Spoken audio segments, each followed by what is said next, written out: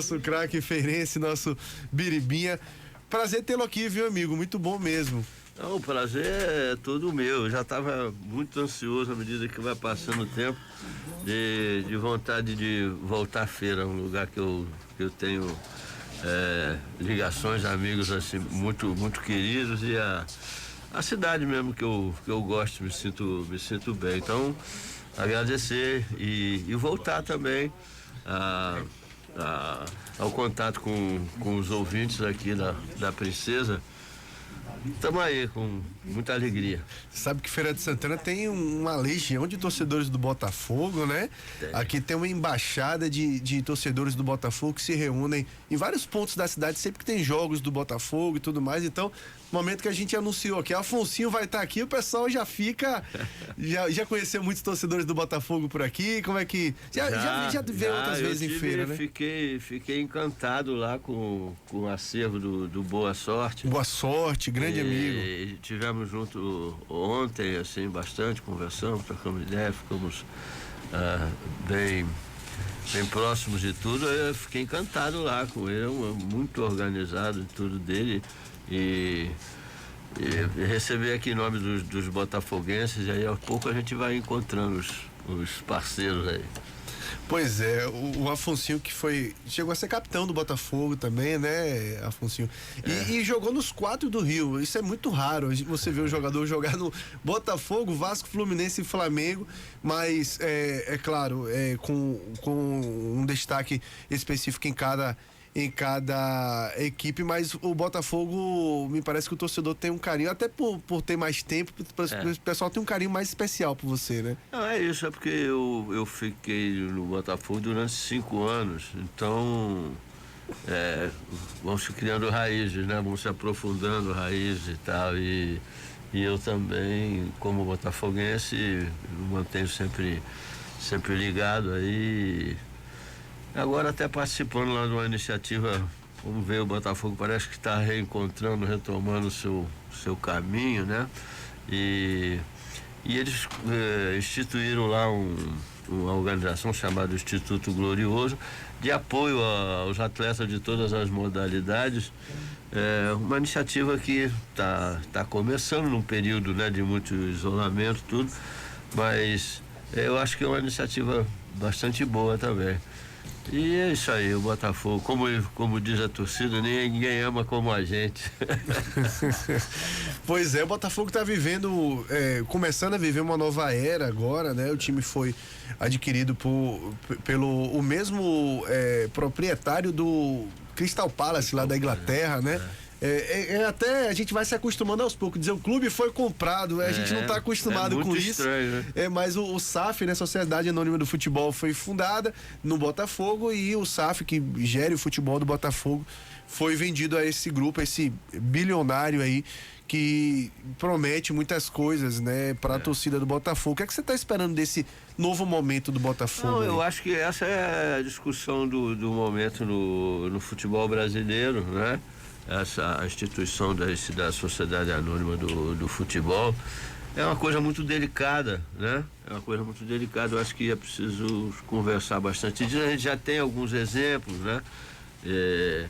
Uns que estão bem sucedidos, outros mal, né? E nós vivemos um momento de muita dificuldade no futebol brasileiro, né? Eu acho que chegar um momento que vai precisar dar uma reviravolta. É uma coisa muito delicada, que se por um lado sempre a história é essa, quer dizer, os clubes vão onde está o dinheiro. Uma hora é uma fonte, uma hora é o petróleo, outra hora é onde está, porque é uma disputa de valores, e sempre essa história vai mudando de figura assim, mas é sempre em busca disso aí.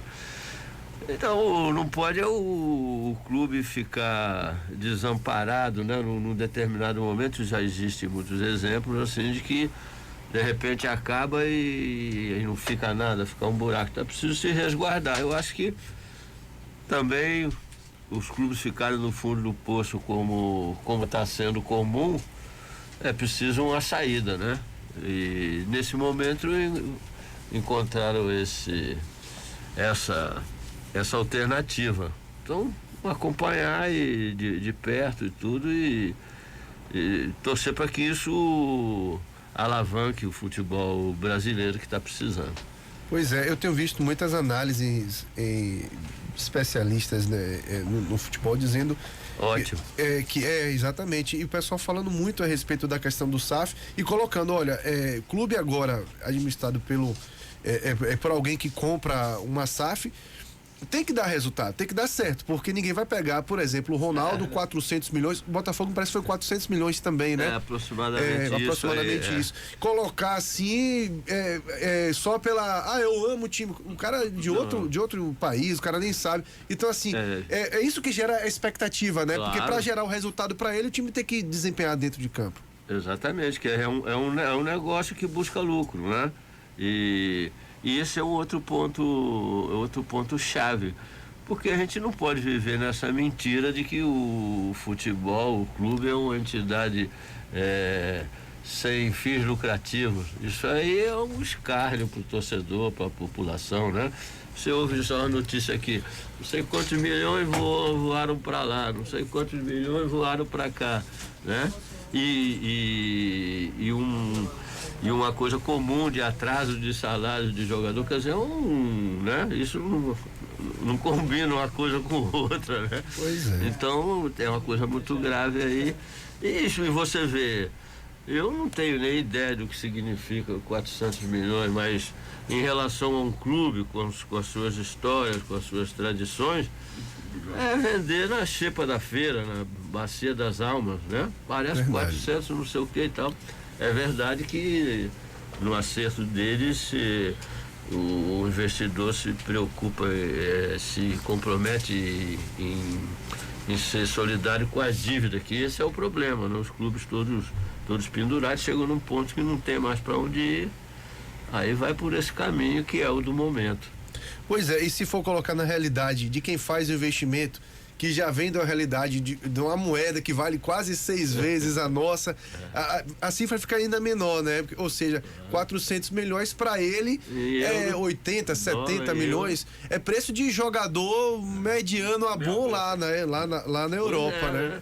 Então, isso aí é que me chama a atenção. Ele é muito, né? É muito depreciativo. Pois é. Deixa eu registrar a presença aqui também do Piro Taxista, né? Que está aqui também acompanhando. Segundo o Jair Cesarinho, diretor de transporte do Afonsinho. Ministro dos Transportes. Ministro dos Transportes, gostei dessa. Pois é. Afonsinho, você. E o Biribinha, eu falei, nosso grande Biriba, né? Pois é, o grande Biriba. Aliás, deixa eu aproveitar a presença do Biribinha aqui também, para colocar 2 músicas aqui em homenagem aos dois, né? Uma falando a respeito do meio de campo, que tinha como o Afonsinho como grande maestro, a dupla com Gerson e tudo mais, né, Afonsinho? E aí o Gilberto Gil canta um pouco isso, e tem também o Biribinha nos States, porque o Biribinha bota o pé aqui e a gente toca a música Biribinha nos States, ele sabe disso, tocada pelos Novos Baianos. Vamos começar com o Gilberto Gil aí, fazendo essa homenagem também. Badambarabadó, Marmaribidu, Marmaribidu, Marmaribidu. Prezado amigo Afonsinho, eu continuo aqui mesmo, aperfeiçoando o imperfeito, dando tempo, dando jeito, desprezando a perfeição, que a perfeição é uma meta defendida pelo goleiro que joga na seleção. Eu não sou Pelé nem nada, se muito for eu sou um tostão. Prezado amigo Afonsinho, eu continuo aqui mesmo, aperfeiçoando o imperfeito, dando tempo, dando jeito, desprezando a perfeição, que a perfeição é uma meta defendida pelo goleiro que joga na seleção. Eu não sou Pelé nem nada, se muito for eu sou.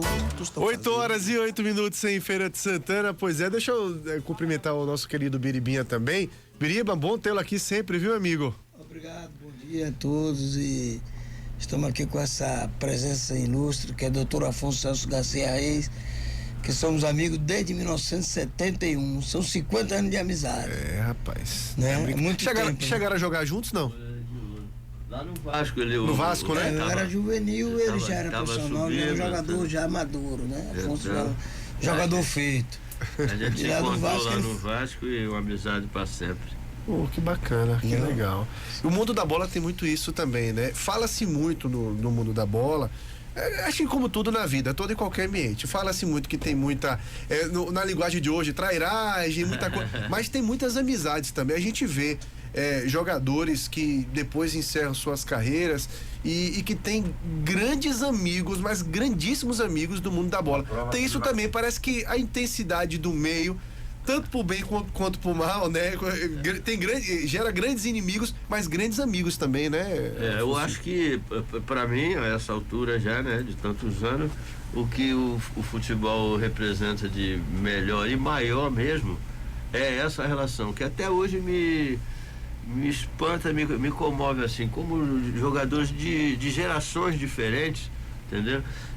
Se identificam, assim. Eu me tornei amigo dos santos do meu altar, né? Do Zizinho, do Didi, do Nilton Santos, assim, tratando a gente, eu falar, pô, esse cara pra mim é um Deus, não sei o quê, mas com uma simplicidade, com uma igualdade, com uma fraternidade. O que o melhor, a coisa vai mudando, o jogador, todo mundo se espanta, o jogador hoje tem avião, tem iate, tem não sei o que lá, babá. Tudo isso é muito bom que se valorize, né? Quanto mais, melhor e tal. Mas o que vale mais é a fraternidade, a identificação né? É como diz, quem da mesma lavra tira o sustento, né? Então cria essa identificação. E isso é importante, uma carreira curta em relação ao tempo. Você precisa estar muito firme, com muitas incertezas, né? Ele nunca sabe quando vai ficar ausente porque se machucou, ou porque não sei o que, precisou e tal. Então, são muitas as variantes e isso é o que vai fortalecendo. A necessidade de se apoiar um no outro cria esse vínculo de fraternidade que é o melhor que existe. Pois é, isso é muito bonito. A gente ouve isso quase que unanimidade entre os jogadores, né? Essas relações de amizade que se faz. Recentemente a gente teve aqui, coisa de uns 2 meses atrás, né? A gente fez uma entrevista aqui com o Careca e ele falava que o maior sonho da vida dele era jogar com o Maradona. E tanto que quando surgiu a oportunidade de jogar fora, ele só queria jogar com o Maradona, só queria. Aí foi quando surgiu a oportunidade de ir pro Napoli, fez uma dupla histórica com o Maradona e virou amigo do ídolo, né? Acho que poucas coisas na vida propiciam isso, uma delas é o futebol. Verdade. Você vira amigo do seu ídolo. É o que tem de melhor. Pois é, deixa eu fazer essa homenagem ao nosso querido Biribinha também, com Biribinha nos States, né? Dos tempos com os novos baianos, da amizade com os novos baianos. O pessoal fez música, me parece que foi o Pepeu Gomes, né? Que fez uma música instrumental pro nosso querido Biribinha nos States.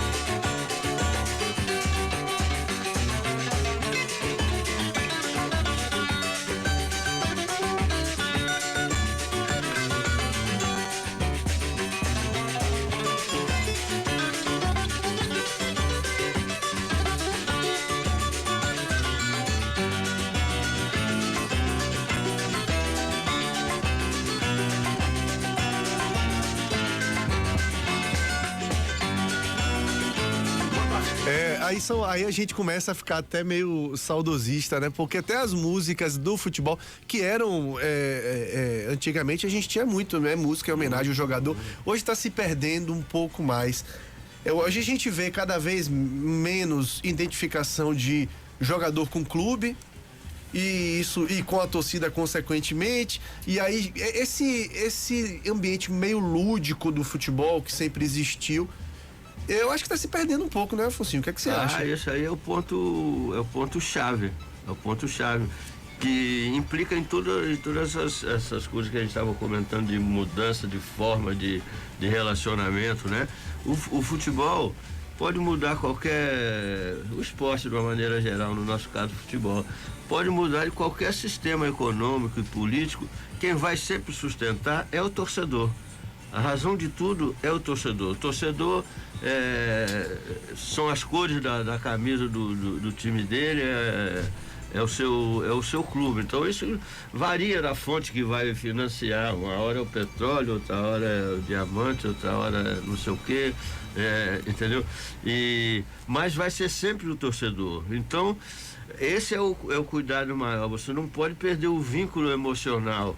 E isso a gente nos nossos dias aqui no Brasil é uma coisa que está bastante aguda, o torcedor se queixando muito. Qualquer lugar que você vai, eu não consigo ver mais do que 15 minutos, não sei o que e tal. Isso não pode acontecer. O investimento maior é a emoção que conduz o torcedor, né? É o que sustenta. Por que você se empolga, faz loucura, se fantasia e viaja não sei quantos quilômetros para ver um time e tal, porque aquilo te mobiliza emocionalmente. Esse que é o cuidado, isso é que tem que ser cultivado, porque isso é a razão de tudo. Se você perder isso, acabou. Pois é, e você é considerado no meio do futebol como revolucionário, né? Um exemplo disso é que foi o primeiro jogador a conseguir o passe livre, né? O primeiro jogador brasileiro a conseguir o passe livre. Como é que você descreve, né, esse momento da sua carreira em que você lutava pelos direitos do jogador a ponto de ter sido o primeiro a conseguir o passe livre? Como é que foi esse processo para você? Eu acho que até no mundo. Depois teve o belga, o Bosman, que teve uma questão semelhante lá, né? Ele era belga de origem, mas estava jogando assim no futebol francês, obteve o passe dele também. Foi quando acabou o passe na questão dele. Como era a comunidade europeia já, isso acabou, né, por lá, e também não foi problema nenhum, que aí se instituiu outras formas de garantia do investimento e então não foi problema nenhum. É um momento da história da vida da gente que as coisas se ficam. Você é preciso resolver aquela questão de alguma maneira. E então eu já tinha me destacado lá no meu clube à época, o Botafogo mesmo, e então, por uma questão de dificuldade de relacionamentos, sempre é preciso que se dê a prioridade a quem é responsável por escalar um time e tudo. Isso é incontestável. Mas aí acabava um contrato, eu mudava uma diretoria e eu nem estava jogando e nem podia sair, porque era preso por esse vínculo chamado passe, né? Que ele nitidamente tem um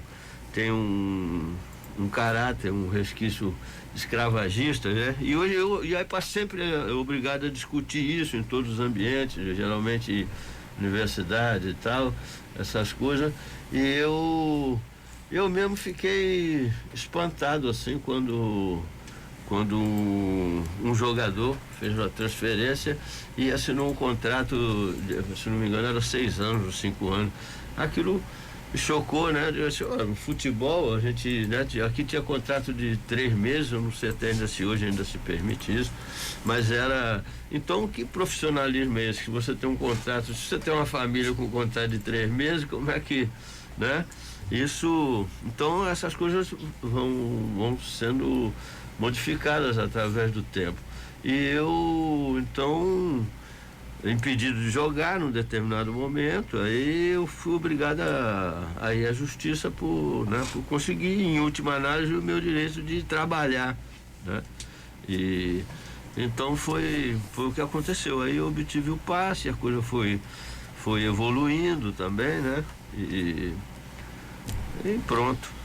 E como é que você vê hoje, né, a evolução dessa relação, né, entre jogador e clube de futebol, uma relação empregatícia mesmo. A gente falava mais cedo aqui na entrevista, você falava, muita gente coloca até como comum no futebol atraso de salário. Não, o trabalhador que não recebe, independente de quanto ele receba, porque jogador e torcedor muitas vezes vai por esse lado também. Diretoria joga, a torcida contra o jogador, que reclama do salário atrasado, e aí o jogador cobra o salário, vira mercenário.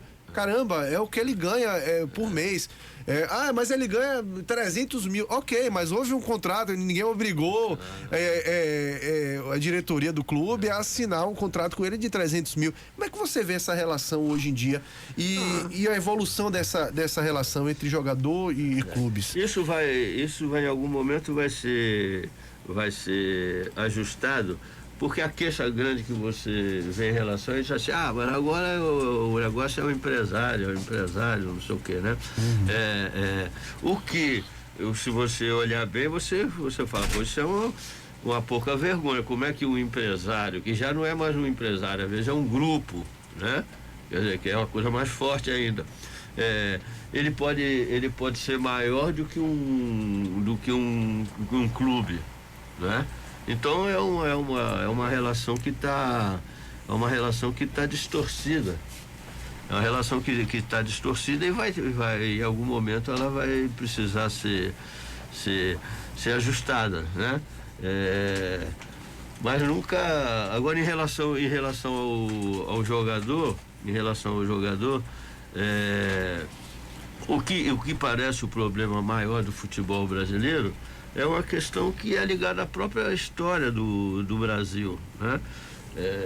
Você, quando se saiu da escravatura negra, quer dizer, foi preciso ventre livre, sexagenário e tal, né? Isso em relação ao futebol, nós ficamos presos. Qual é o problema do clube brasileiro hoje que precisa ser tratado? Eles não conseguem fazer com o seu elenco um contrato de longa duração, que foi o que substituiu o passe.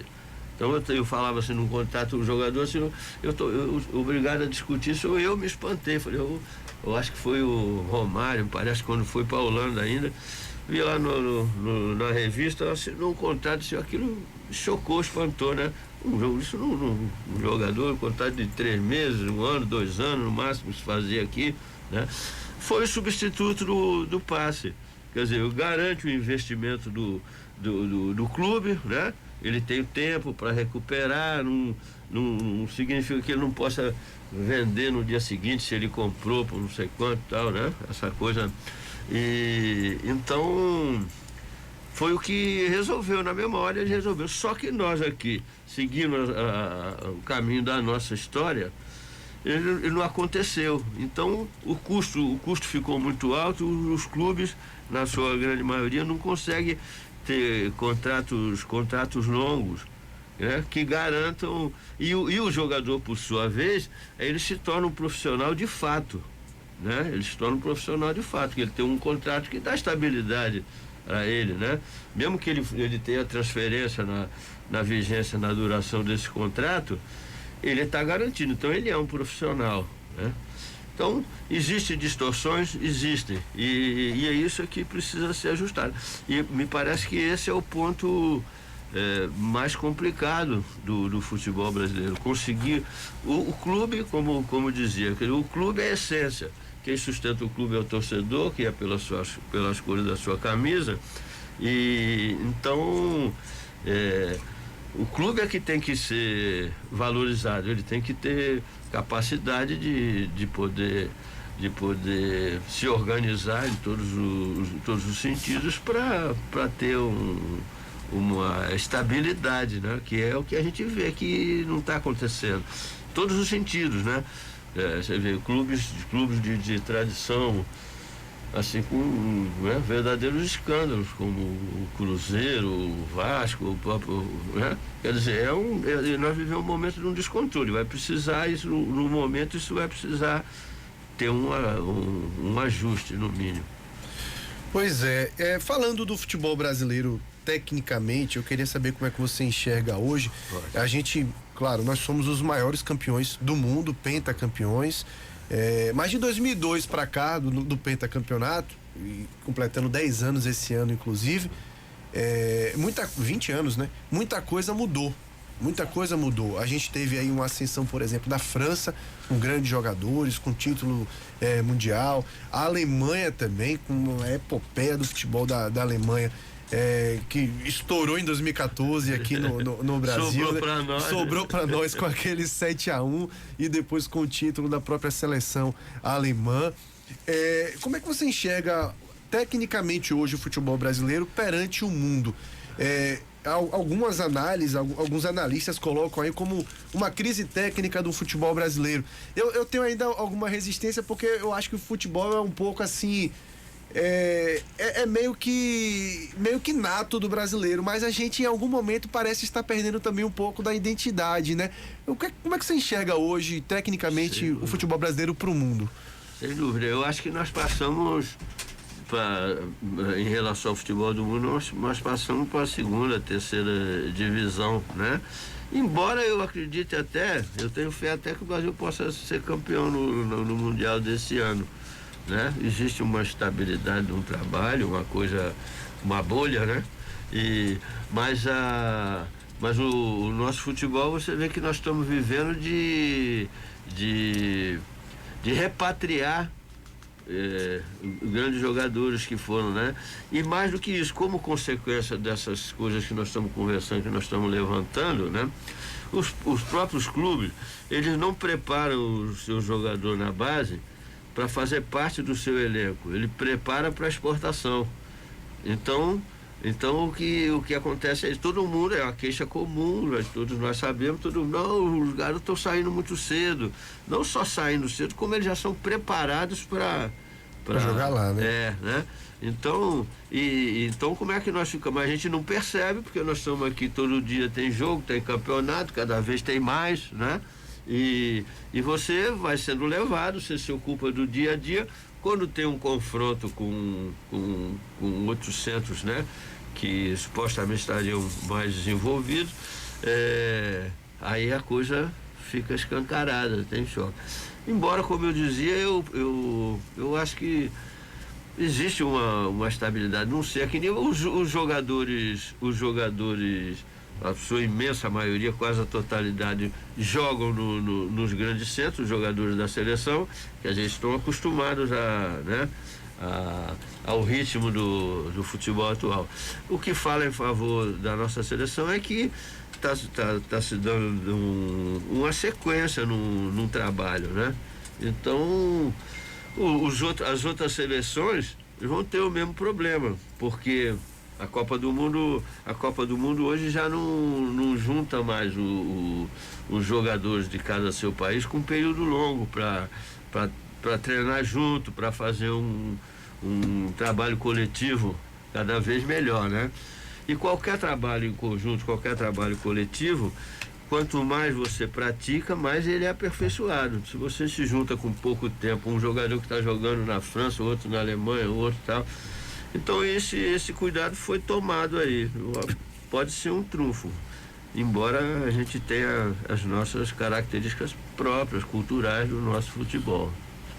E por falar em treinador, é uma outra questão que a gente vive no futebol brasileiro, que é a importação de treinadores, né? O Flamengo em 2019 ganhou tudo que foi possível e agora fez de tudo para trazer Jesus de volta. Jesus era a salvação, o Jorge Jesus, né? Acabou que não aconteceu. A gente teve o Jorge Sampaoli também, que é um argentino, ou seja, a gente está falando de um português, de um argentino. O próprio Atlético Mineiro, atual campeão brasileiro, está em vias de fechar com o Carlos Carvalhal, que é outro português. Ou seja, a gente teve o Hernan Crespo recentemente no São Paulo, que é cotado também como plano B agora para o Atlético Mineiro. Ou seja, os clubes de ponta do futebol brasileiro estão muito voltados para o mercado de treinadores estrangeiros, né? Você não vê uma especulação no Flamengo ou no Atlético Mineiro, que são os dois atuais ricos do futebol brasileiro, os dois, e que desempenham tecnicamente melhor também nos últimos anos. Com Palmeiras também. Com Palmeiras também, né? Com Abel Ferreira, português. Você não se vê cogitar mais técnico brasileiro nesses clubes. Como é que você vê esse movimento e como é que você vê hoje a qualidade dos treinadores brasileiros? É uma coisa de modismo ou é uma necessidade mesmo? Não, isso com o tempo acontece, né? A presença de treinadores estrangeiros, ela parece ser cíclica. Isso já aconteceu muito lá atrás, quando tinha treinadores argentinos e de outras nacionalidades. Houve um momento que atribuiu-se uma revolução no futebol brasileiro a um treinador húngaro, na época que, né? Parece que a vinda deles, mudança de sistema, aquela coisa bem antiga do WM para um outro sistema mais moderno, atribuiu-se que mudou o futebol brasileiro num determinado momento a um treinador importado, né? E então ciclicamente fica evidente a necessidade de se atualizar com métodos, né? E no caso de Portugal, há bom tempo, já há décadas, que sempre teve uma escola de preparação de técnicos muito, muito boa, mesmo em termos de Europa, né? Você vê o treinador português dirigindo clubes ingleses, que é onde está o centro do futebol hoje, né? Então, o que para nós se tornou uma coisa boa em função da língua, da comunicação. É preciso, né? Para se comunicar com os jogadores, é uma coisa muito dinâmica, né? Cada vez mais jogos e tal. Isso facilita, além de ser uma grande escola, isso falando dos portugueses, né? E então chegou um momento que a gente não tinha isso aqui e foi necessário se atualizar, né? Depois dessa trombada que nós já falamos aqui né, da Alemanha, o que tinha acontecido antes também, como quando nós perdemos uma Copa do Mundo em nossa própria casa em 1950. Então você vê que é uma coisa cíclica, né? E que nós estamos passando de novo nesse momento. E você acha que de alguma forma o treinador brasileiro tende a se reformar, a buscar novos meios também para competir com o treinador estrangeiro? Como é que você vê esse movimento de legado até, né?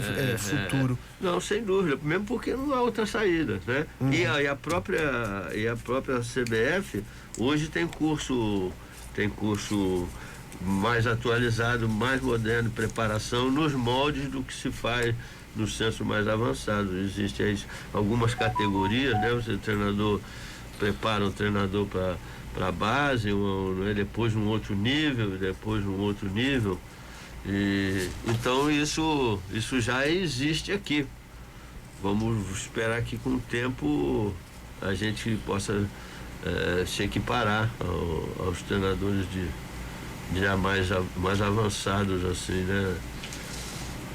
Pois é, falando em CBF, eu acho que esse campeonato de 2021 talvez tenha sido dos últimos anos que a gente mais falou de arbitragem no futebol brasileiro, né? Dos últimos anos aí, talvez da década das últimas 2 décadas aí, a gente falou muito de arbitragem. A gente teve aqui na Bahia, por exemplo, o Bahia reclamando muito de arbitragem, acabou caindo para a Série B por incompetência mesmo, é bom que se diga, mas atribuindo um jogo ou outro à arbitragem. Teve reclamação do Flamengo, de outros clubes. Como é que você vê a arbitragem brasileira hoje e fazendo a relação com antigamente também, com o seu tempo? Porque hoje a gente tem um recurso tecnológico muito forte, tem o VAR, tem tudo mais, e ainda assim a reclamação de arbitragem. Como é que era anteriormente esse período e como é que você compara com os tempos de hoje? Ainda assim, né, como você colocou, né? É coerente com tudo. Você reclama, quer dizer, um recurso tecnológico que deveria facilitar, né? Enquanto não se adapta, isso para nós sempre é mais demorado, historicamente, como os nossos processos. Então,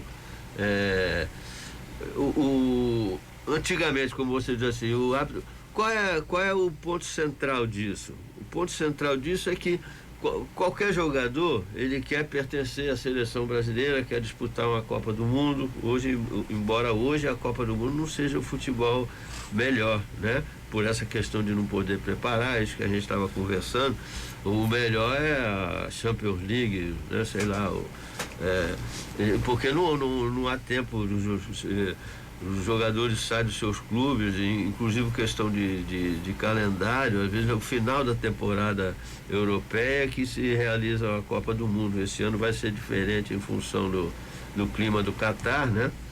Mas é isso, então já no final da temporada, o esgotamento da Europa pega a gente no meio aqui, mas os jogadores estão todos jogando lá.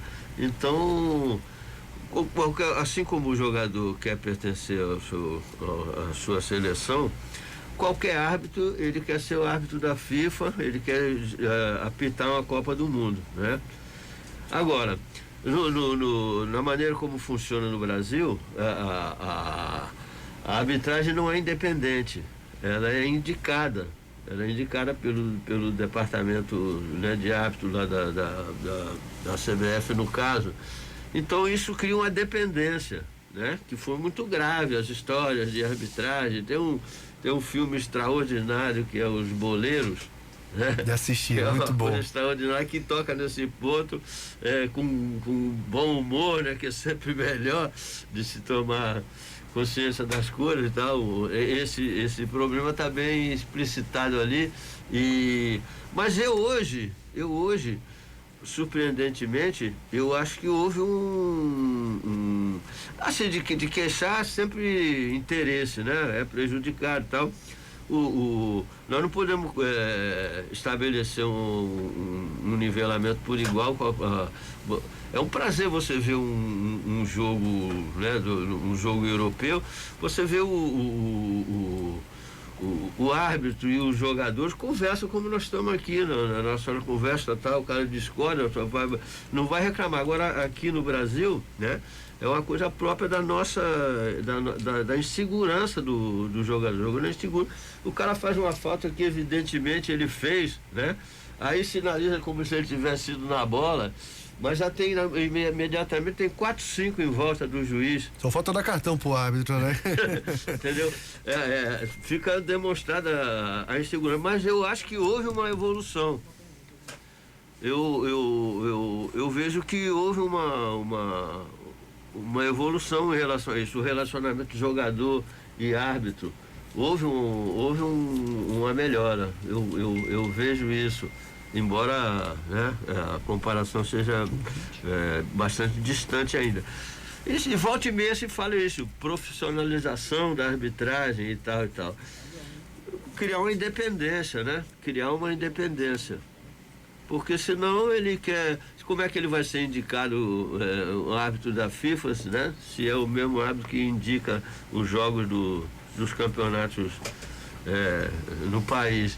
Então cria uma dependência, ele é obrigado a se submeter a isso. Uns se submetem, outros não, e assim vai. Pois é, chamou a atenção, recentemente a gente teve inclusive uma lista saiu a lista de melhores do mundo. Eu nem sabia, me chamou a atenção, mas eu nem tinha informação de anos anteriores. Aquela lista de melhores jogadores do mundo, e saiu também a primeira lista dos 30 árbitros melhores do mundo para se escolher. Isso. Não tinha um brasileiro. Não tem, uma dependência muito grande. Você não tem. Se você quer ser indicado para árbitro da FIFA, você tem que rezar na cartilha, né? Essa é a questão. É uma dependência. Então volta e meia a questão da profissionalização e tal, né, do árbitro. É preciso que haja independência. Embora eu reconheça, assim, que eu acho que houve uma evolução de um pouco tempo para cá. Bom, a gente tem pergunta de ouvinte aqui também. O Jailton Lima fala: bom dia, Fernando. Como o Afonsinho vê a questão da violência no meio do futebol? O Jailton Lima lá de Cajueiro e Maria Quitéria. Acredito que o futebol, dentro de campo, que ele está dizendo, né? Violência dentro do futebol. Como é que você vê hoje o cenário? Esse é um ponto também fundamental, né? porque o futebol não está fora da vida do país, da vida social. Ele reflete, até ajuda você a entender como está a situação do seu país no momento, através do futebol. A gente pode ver isso. Então, nós estamos vivendo um período difícil. Então, você vê as últimas coisas, um jogador chutou a cabeça do juiz, né? O futebol feminino, que felizmente está evoluindo, né, de uma maneira extraordinária assim, para nós aqui e tal. Aí um camarada agrediu uma jogadora, um torcedor agrediu uma jogadora aí tem um mês mais ou menos atrás, assim, entendeu? Você nota que nós estamos num momento de grande tensão no país, né? Isso então não existe nada que você não respira que você não esteja tendo uma atitude política. Não há como dissociar nada nenhum da vida sem, né? Costumo dizer, você não risca um palito de fósforo, né? Que não tem ali um custo. Quem que determina quanto é que vai custar aquilo ali? Se vai pagar 10, se vai pagar 6, se vai pagar 7%. É a política que determina isso. Então, sempre com essa visão. Não há como dissociar nada em nenhum momento, nos níveis mais variados, mas é sempre uma ingerência da política mesmo.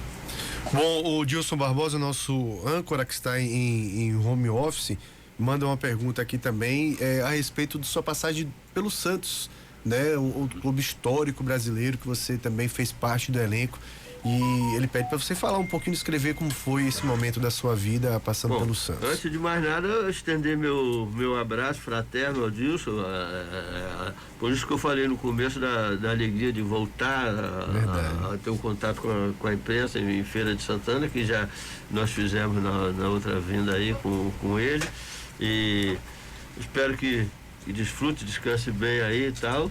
Tá fazendo falta aqui, mas estendo meu abraço, repito. E, bom, a minha passagem no Santos, ela foi semelhante a alguns outros clubes que eu passei, tendo a posse do passe, né? Tendo o passe livre. Quer dizer, o Santos, né? De grandes astros, o Santos do ano que eu convivi lá, tinha o Cercas, que é um goleiro da seleção argentina, tinha o Carlos Alberto, capitão, né? O saudoso Carlos Alberto, capitão da nossa seleção brasileira, o Ramo Delgado, que era um zagueiro central assim, brilhante, uma pessoa queridíssima. Ele já em fim de carreira, mas era até interessante, ele falava sobre futebol, essa coisa de você estar em hotel e tal, se reúne às vezes no quarto de um ou do outro, bate papo, outro joga baralho, não sei o quê. Ele comentava um assunto de futebol, teoricamente parecendo um professor, assim, ele dizia assim, não, mas se o cara tá aqui e você tá aqui e o outro ele vai ter que passar por aqui, ele já, né, com aquela vivência, com aquela experiência que eu já admirava muito desde quando eu jogava no Botafogo, que a seleção argentina veio jogar aí no Rio e fez aquele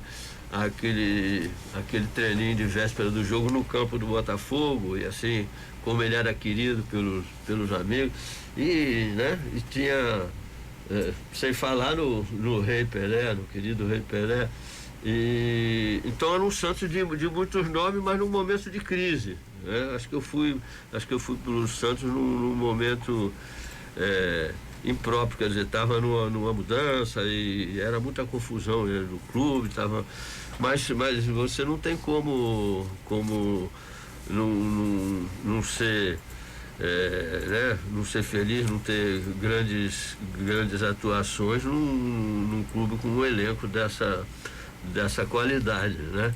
Então foi isso, assim, minha passagem no Santos eu vejo muito por aí. Pois é, e o Dilson até estendeu uma pergunta aqui, se na sua opinião, pode surgir um novo Pelé. A gente vive momentos aí, por exemplo, a gente teve Messi e Cristiano Ronaldo como uma disputa fantástica entre os dois por muitos anos, como o melhor do mundo e tal, mas sempre você colocou assim, Pelé é uma coisa, Messi, Cristiano Ronaldo, em algum momento alguém questionava, é maior, não é e tal, mas Pelé sempre esteve acima de todos os outros.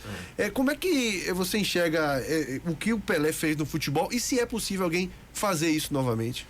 Olha, o Pelé, ele por si era um gênio de futebol, não é? Superdotado. Mas é aquela coisa de estar na hora certa, no lugar certo. O Pelé com 17 anos participou da maior seleção brasileira de todos os tempos, né? Quando o Brasil conquistou seu primeiro mundial, quer dizer, quando conseguiu existe até um filme que diz 58 anos que o mundo descobriu o Brasil, né? Aquilo divulgou o Brasil para o mundo de uma maneira muito grande, foi um momento mesmo de afirmação. Era um período que o Brasil, em todos os setores, o Brasil estava bem. O basquete era campeão, a Maria Esther Bueno, o Éder Joffre. Então, era um período muito bom da vida brasileira, um momento de afirmação. E então o Pelé ele já começou. Isso se repete agora com esse jogador francês. O Mbappé. Ele foi campeão, fez o gol do título, né? Ele está muito bem. Eu não sei se ele consegue desenvolver a carreira dele da maneira do Pelé. É difícil, porque são dois tempos diferentes. E a gente já viu, né? Cada época que chega um ídolo no seu ponto máximo, né? Essa maravilha de Maradona, de Messi, né? Deixa a gente preocupado com com nossos vizinhos argentinos, né? Que já tinham o Di Stéfano lá atrás e tudo. E nós com o nosso Pelé, com o nosso Garrincha, com os nossos valores máximos, né? Mas a história está aí e ninguém consegue superar o Pelé, né? Porque ele estava na hora certa, no momento certo, pegou o Brasil, né? De 58 até 70, né? Algumas interrupções e tal, mas o período maior do nosso futebol, né? Eu gosto muito de estar atento à passagem da Copa do Mundo aqui no Rio. Foi aquela perda dolorosa, né? Isso criou um amadurecimento, uma cor e as mudanças necessárias para que a gente conquistasse o primeiro título em 58 de uma maneira. Eu acho que, para mim, né, talvez por ser meio campista, eu acho que o maior de todos é o Didi. Porque eu fico pensando assim, será que se não houvesse o Didi, haveria o Garrincha e o Pelé? Será que a bola chegaria, né? Não, porque você tem a oportunidade de ver assim que o Didi conduzia a seleção brasileira com a batuta na mão, coisa de maestro mesmo. O ritmo era, entendeu? Então é isso aí, a nossa história maravilhosa a história maravilhosa do nosso futebol, da nossa cultura, né? Da cultura do nosso povo, da pujança do povo brasileiro, que aqui em Feira de Santana você vê assim claramente, né? O brasileiro no seu espírito criativo, a cultura do Brasil em todos os sentidos. Eu vejo o futebol como uma forma de expressão também dos grupos, né? Tanto que a gente aqui tem o futebol do Sul, que é mais ou menos de um jeito, o futebol do Norte, do Nordeste e tal. Então, essas variações mostram que são forma de manifestação da cultura de um povo, a nossa. Pois é, a gente está recebendo aqui também o nosso querido comentarista político do programa, Humberto Cedrais, que veio a caráter, viu? Veio Afonso aqui com a camisa do Botafogo. Veio a rigor. É um dos apaixonados pelo Botafogo. a gente tem aqui em Feira de Santana e também gostaria de fazer uma pergunta, né, Humberto? É o seguinte, bom dia a todos os colegas aqui da bancada, mas um abraço para você, Afonso.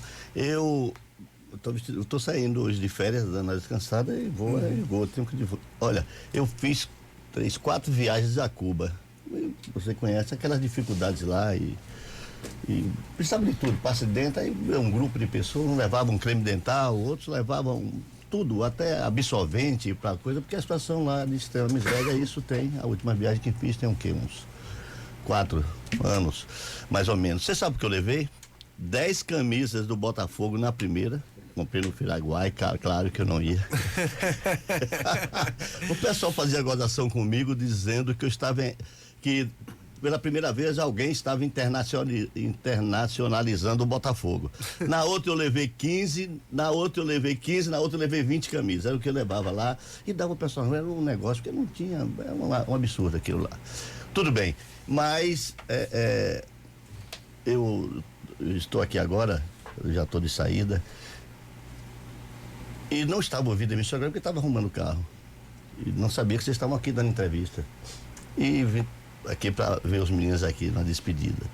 E tive a honra e o prazer, pego de surpresa com você aqui. Afonsinho, quer dizer, perdemos Gerson, vendido para São Paulo por um dinheiro, na época só ganha ali. Se é por causa dos 15% que Gerson queria, dava os 150 milhões a ele, que foi 1 milhão vendido a São Paulo. Dava os 150 milhões a ele e resolvia o problema. Mas aí chegou Afonsinho, nosso craque. Mas Afonsinho aprontou uma conosco. Grande, craque de bola. Eu sou torcedor do Botafogo desde 58, depois da Copa do Mundo, num jogo contra a Portuguesa. 58. Enfim, eu tinha o quê? 8 anos de idade, 8 alguma coisa. Acho 8 anos.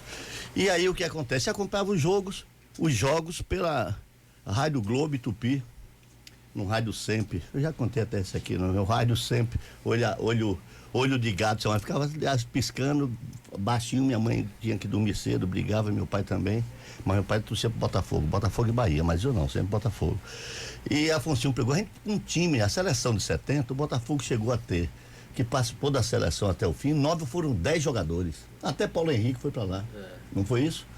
Seu Afonso, a gente disparado, demos uma facilitada no fim, perdemos jogo roubado para o Fluminense, um gol de mão. Mas Afonso aprontou uma com a gente. Você do Botafogo pensava, cara, pensador, estava além da sua época, sob o ponto de vista da discussão política, inserido em outro contexto, universitário e tudo mais. Jogou com Olaria, Botafogo vai. Sabe foi o que Afonso disse? Nosso negócio com o Botafogo é o antijogo, mais ou menos assim. Ele ficava tocando bola na área, na intermediária para trás do campo dele, não teve jogo. O Botafogo empatou, foi isso, Afonso? E ali ele começou a degringolar, perdeu uma, depois empatou outra, o Fluminense colou, o Botafogo jogava pelo empate e perdeu aos 43 minuos, num gol de mão roubado de... Era a Celefogo, né? Não dava para comparar o time do Botafogo. Porque foi uma jogada inteligente do diretor, até que no caso era meu adversário à época da disputa pelo passe, era o diretor. Foi uma jogada inteligente dele, talvez, né, com o olho aberto por conta daquela discussão. Ele oferecia um contrato muito maior para um grande jogador, como foi o caso do Carlos Alberto, do Brito, do nosso lateral do Flamengo, o Paulo Henrique, um grande amigo. E então ele oferecia ao jogador um valor, o cara ganhava 35 no Santos, por exemplo, vamos supor. Aí no final, se você vier pro Botafogo, eu te pago 50. Então o jogador vai querer, né?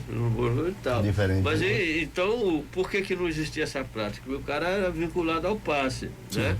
Então ele não comprava o passe, quer dizer, emprestava, o jogador arrumava um jeito de sair lá, criou uma encrenca.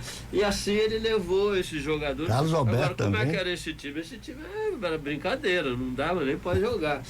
Só que era caro também.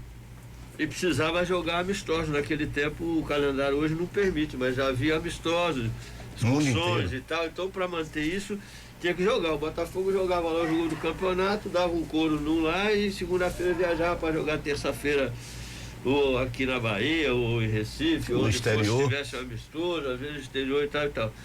E o Botafogo chegou no final do campeonato esgotado. O Carlos Alberto, com 10 minutos do primeiro tempo, já quebrou, né? Já outro jogador. Então foi o que aconteceu. O time fisicamente melhor acabou levando. E essa questão do jogo contra o Olaria, eu, no meio da confusão, fui emprestado ao Olaria, porque tinha sido criado um impasse, né? Não ia para lá, não ia para cá, não jogava, no clube não vendia, eu aceitava até ser emprestado, que não era bom negócio para mim, mas eu não podia era voltar na minha carreira, né? Ficar com propostas e tudo. Então o que aconteceu? Foi esse jogo lá do... Então quando faltavam 3 minutos para acabar o jogo, e a gente tinha um time que realmente foi um sucesso, era o Roberto Pinto, era o Fernando Pirulito, o GC, né, o Jair da Rosa Pinto como treinador, um cara assim que a vida toda se preocupou pela própria função dele dentro do campo de armar o jogo, então era um cara excepcional como treinador. E tinha havido o Paulinho de Almeida antes, e então o nosso time estava mesmo enganado. Quando chegou o 3, a gente, né, tocava a bola, o time do Botafogo foi recuando, ficou o time do Botafogo no campo do Botafogo. Isso. E o time do Olaria com a bola no nosso campo. Então eles todos fechados lá, a gente não ia lá para dar bola para ele de graça, né? Eles estavam todos atrás, os 11. Isso é que ficou inédito. O jogo, um time no lado do campo, o outro do lado do campo, com o jogo em andamento. E para acabar, né? Aí como eles eram a Selefogo, eles quiseram sacanear a gente. Então começaram porque é claro, se a gente está com a bola, a gente tem que procurar o gol, não é isso, futebol? Agora eles tudo lá atrás, a gente dá para dar mole a bola, não. Então deixa acabar, ficamos tocando a bola e aí eles foram bater palmas, assim, para sacanear a gente. Vocês é que são bons, vocês é que são bons, não são nada. Aí acabou o jogo, já veio aquela coisa diferente e tal. Aí veio um repórter lá no rádio, né, entrevistar, né, falou, o que foi, o que houve aí, essa situação, o jogador batendo palmas, não sei. Aí eu falei, quem sabe, quem não sabe, bate palma. Ainda tirou onda. Ficou essa frase no ar.